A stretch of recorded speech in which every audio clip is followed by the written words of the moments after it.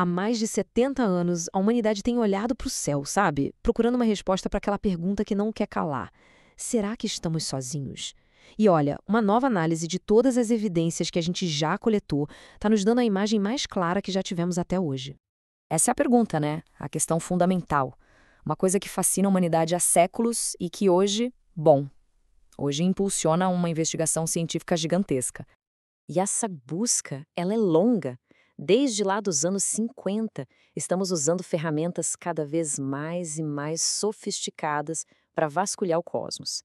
E não é uma busca qualquer, não. É um esforço científico sério, metódico e, acima de tudo, persistente.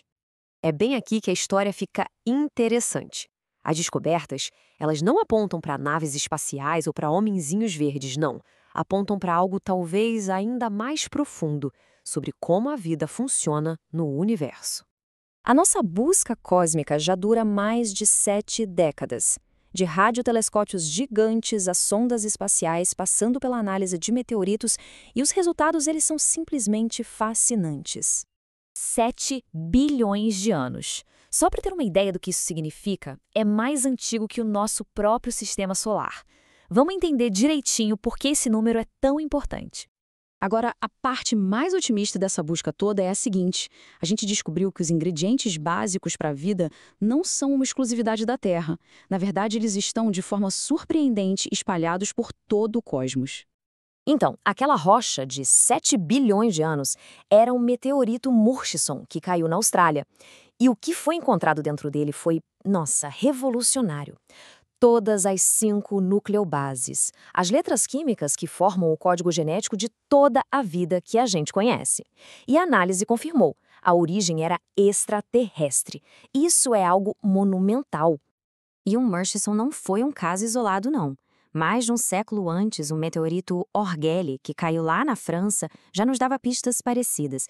Ele não só tinha aminoácidos, que são os tijolinhos das proteínas, mas também umas estruturas bem intrigantes que se parecem muito com fósseis de micróbios. Ok, além dos ingredientes químicos e a água.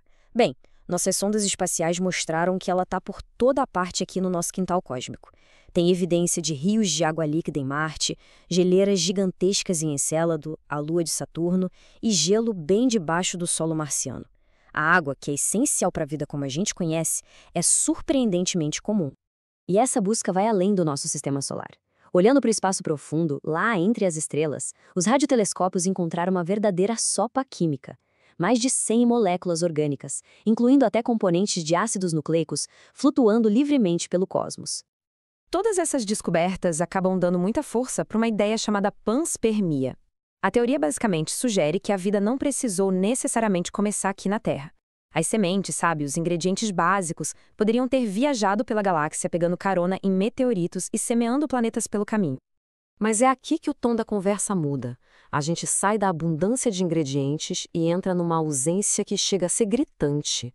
Entramos no paradoxo central dessa busca. O grande silêncio. Essa é a pergunta que não sai da cabeça dos cientistas. Se os blocos de construção da vida são tão comuns, se tem água por aí, por que o universo parece tão silencioso? Por que não encontramos nenhuma evidência confirmada de vida até agora? E esse silêncio fica ainda mais profundo quando o assunto é vida inteligente. O consenso científico é bem claro. Décadas escutando os céus com o Projeto 7 e investigando incontáveis relatos de OVNIs, não trouxeram nenhuma prova concreta de tecnologia ou de inteligência alienígena. Nenhuma. Muitos avistamentos misteriosos de OVNIs, quando são investigados a fundo, acabam tendo explicações naturais. Luzes estranhas na atmosfera, por exemplo, podem ser fenômenos elétricos raros, como raios globulares ou plasma.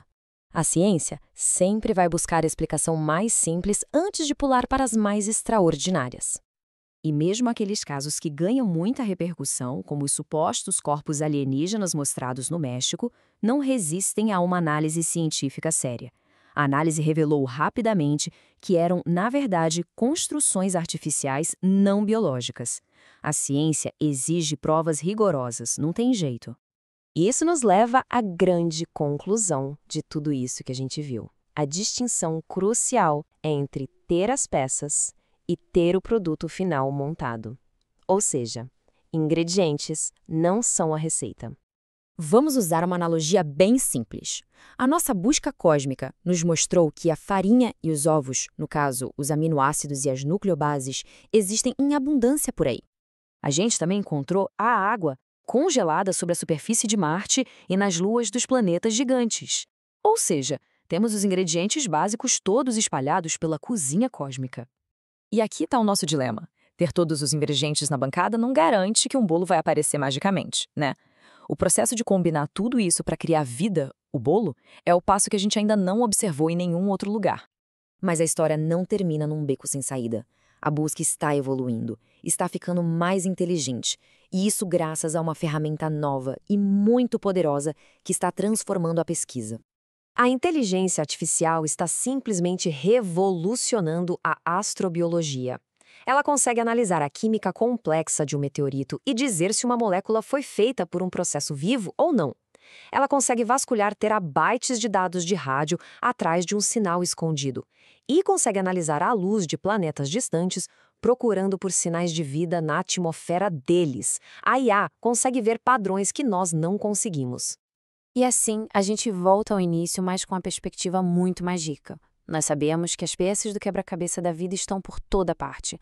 A grande questão que fica é se a natureza conseguiu, em algum outro lugar desse vasto universo, montar esse quebra-cabeça. E essa continua sendo a busca.